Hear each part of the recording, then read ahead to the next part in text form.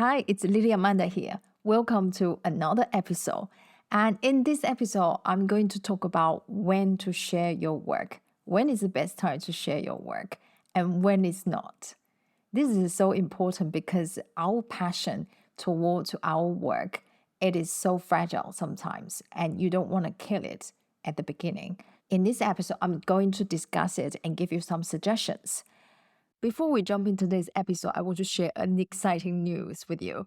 My new fine art series, Blossoming, is going to launch in 10 days. This series would have limited amount of prints available, and I will tell you more at the end of this episode. And here is today's episode. I was just talking to another photographer. He's actually started photography 3 years ago. So he's still trying to improve and he has tons of passion for it. And that's a great thing. But he also mentioned that when he joined competitions or people give him critique about his photo, he will actually take it personal. He was very honest about it because I think we've all been there. I've been there too. When I just started photography, I think the first 5 or 6 years or even longer, I reject critique. I reject criticism or suggestions. I take no notice of them. Because I think from very beginning, I know this is my passion and it's extremely fragile for me. And I don't want this passion diminished just because other people's opinion. Their opinion are nothing bad. They're all trying to help me in the way. And could be my friends, could be my family. And then they all trying to do their best for me. There's nothing bad about it. But just because I was still learning and I know I made tons of mistakes and the work is not as good as I wish to be, any criticism would make me feel bad about what I do. Meaning photography. I shouldn't have done that, if I was so bad. And so when the photographer mentioned about that, and it really reminds me a lot when I started how I protect my work. I don't ask for criticism. I don't ask for it, and I don't ask for feedback for it. What I did actually to help me to improve my photography is actually I watch tons of online courses. It really improved me tremendously. All these instructors in the world, they provide online courses. It helped me so much on improving my work in all sorts of different ways. Then that encouraged me keep creating work. And what I did was actually I compare to my own work. If it looks better, then that means I'm improving. So I just keep moving. And I think at the beginning, for me, it's just a pure hobby. Because I was so passionate about it, I would take my camera literally everywhere I go. I think first 10 years probably. I started photography when I was at the university. I joined a photography club. And since that, I have been carrying my camera everywhere I go. Because I just so afraid of miss out a moment that I saw and I didn't capture it. I will regret I didn't take my camera with me. And there was a couple of times I didn't carry my camera with me. And that really made me bang my head on the wall. And so I was just one of those typical photographers who would just crazy take cameras everywhere. And then I stayed like that for a long time, more than 10 years.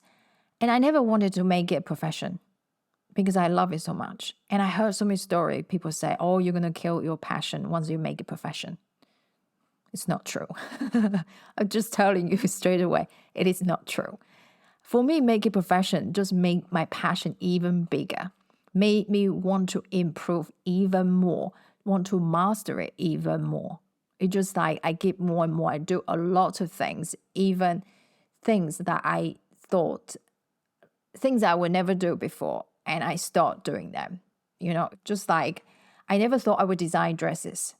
I never thought I would design dresses and make dresses for photo shoot. And I did. And I've become pretty good at it. I'm no dressmaker, but I know how to make it for photo shoots.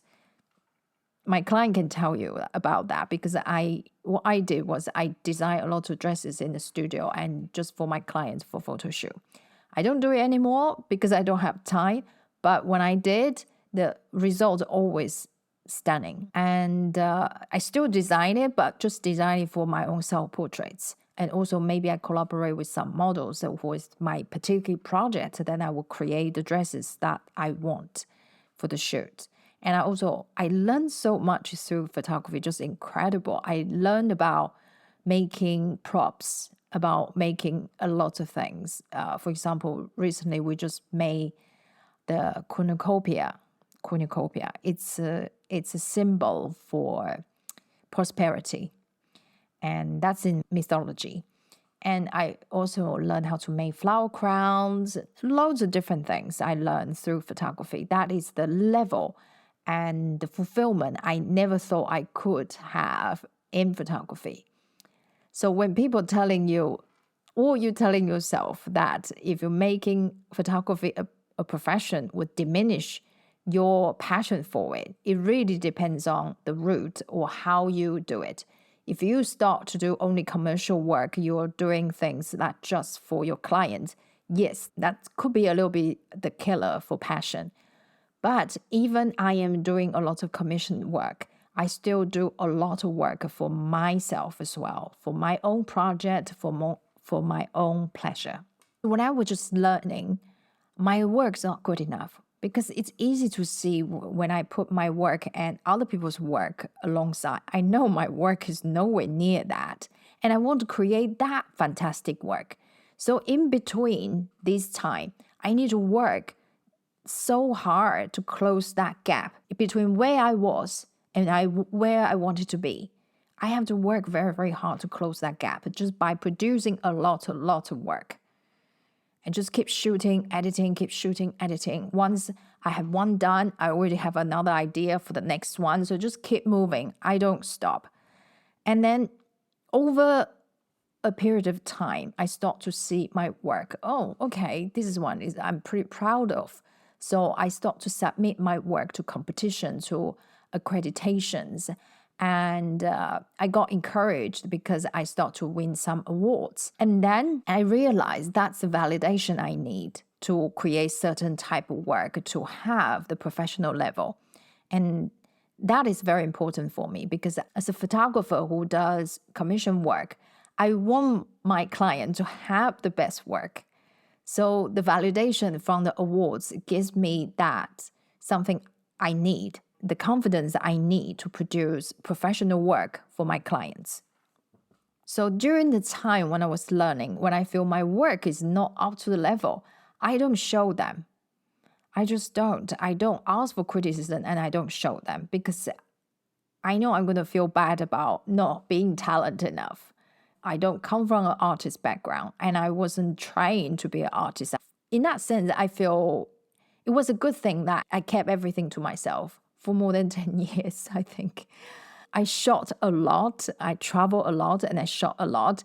And I kept most of my work in my hard drive, and I don't show them to anyone. I have loads of hard drive. That was my work for my years of work, which I never publish and never show anyone because those work are not good enough. And that is totally fine. And I think everyone who wants to master art or in any profession, you need the time and the safe space for you to grow without any rejections from other people or from yourself. I think self-criticism sometimes is the worst. And to overcome it is not to dwell on something like you're compared to other people's work or you've been criticized the work. That is not good. Move on. Just keep doing the work. Because by doing it, keep doing it, you build up the volume, you will slowly close the gap, just like I did. I'm quoting actually from Ira Glass. Ira Glass has a fantastic way to explain the stage where beginners are in and what the situation is. Okay? And nobody tells this to people who are beginners. I wish someone told me. All of us who do creative work will get into it because we have good taste. But there is a gap. For the first couple of years, you make stuff and it's just not that good. It is trying to be good. It has potential, but it is not. But your taste, the thing that got you into the game, it's still the killer. And your taste is why your work disappoints you. A lot of people never get past this phase, they quit. Most people I know who do interesting creative work went through years of this. We know our work doesn't have this special thing that we want it to be. We all go through this. And if you are just starting out, or you are still in this phase, you gotta know it's normal, and most important thing you can do is to do a lot of work. Put yourself on a deadline so that every week you will finish one story. It is only by going through a volume of work that you will close the gap and your work will be as good as your ambitions. I took longer to figure out how to do this than anyone I have ever met. It's going to take a while. It's normal to take a while. You have just got to fight your way through. This is the best quote I have ever heard. It encouraged me as well. And I'm still working very hard to create images and creative work, and which is I'm very passionate about. I'm into surrealism work now. And I've just done my 4th season. And I finished the summer season, and the next one I'm going to do is spring, and that's something I'm going to redo. That's another topic. And just like, I'm just telling you, like, I haven't stopped working on my art. And this is something kept me really feeling fulfilled and happy. And I mean, you need to give yourself the time and space to feel safe to create, always. And I just mentioned that there are loads of work I didn't show to anyone. Just because of that, I need the creative space. I need the safe space for me to create and for me to mess up, to fail. And nobody have to know, only me. And that's a safe space I allow myself to create. And I think that's for every artist the same. So if you don't feel comfortable to share your work, you don't have to. Very, very important. This is a particular example. I have a series called The Hands. I started to create this series, I think it's around 2016. And I never showed to anyone, not even the models, until 2021. So it was 5 years in the making. That series, I joined accreditation and I passed the accreditation. It was totally a nerve-wracking experience. I love my work. The work is all about individual expression. I had more than 20 women pose for me and to create this series. And each and every one have their own expression. I tell them a story, how you should feel, and I directing them to that kind of space. And I tell them you can use your hands. If you were going to use your hand to express the feelings that I'm telling you right now, how would you do it? So I direct them, I feed them with the stories, and also I give them a lot of directions so they can give me the emotions I want. And it came out a very interesting series, my opinion. and it was very risky as well. It was a very risky panel for me because I have never seen work like this. Like I was searching for information if anyone have done something like this because it's pretty tight theme. I put it, and it could fail if the judge doesn't understand. Just feel like, oh, this is just too simple. We can't accept this.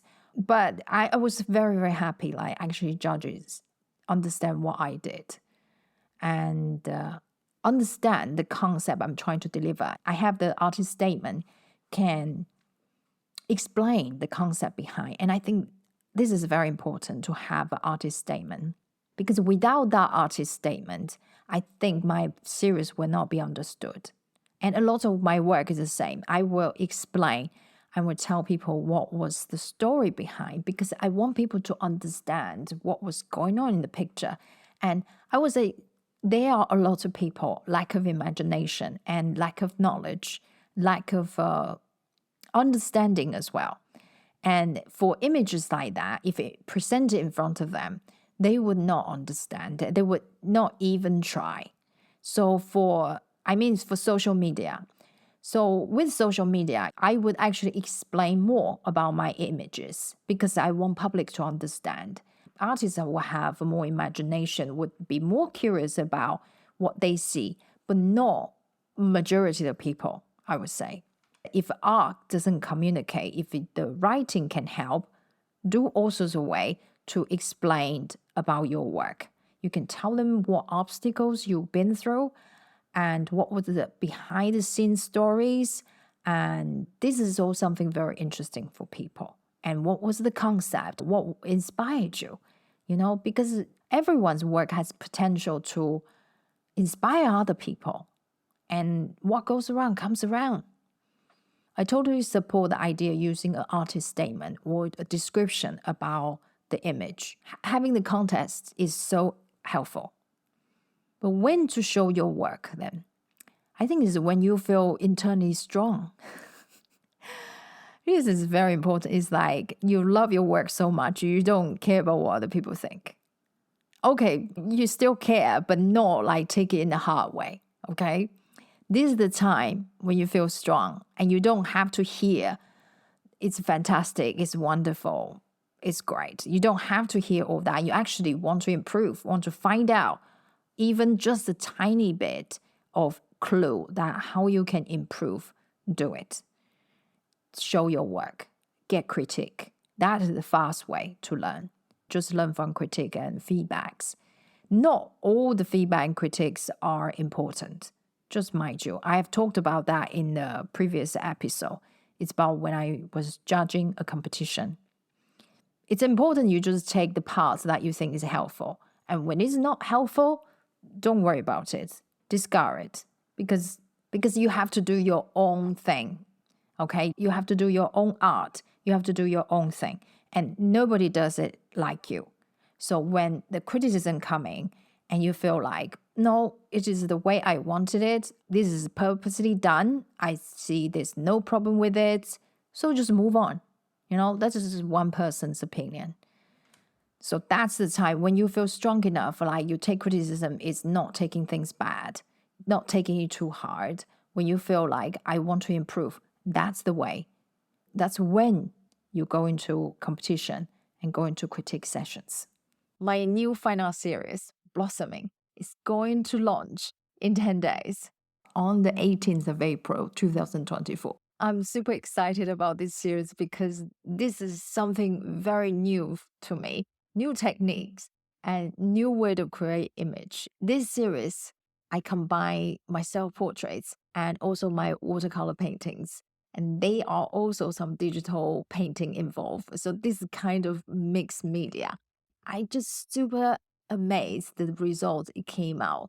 I have a lot of image actually didn't work. But when one comes out that is looking amazing, it just made my heart sing. And so I had a lot of fun creating this series.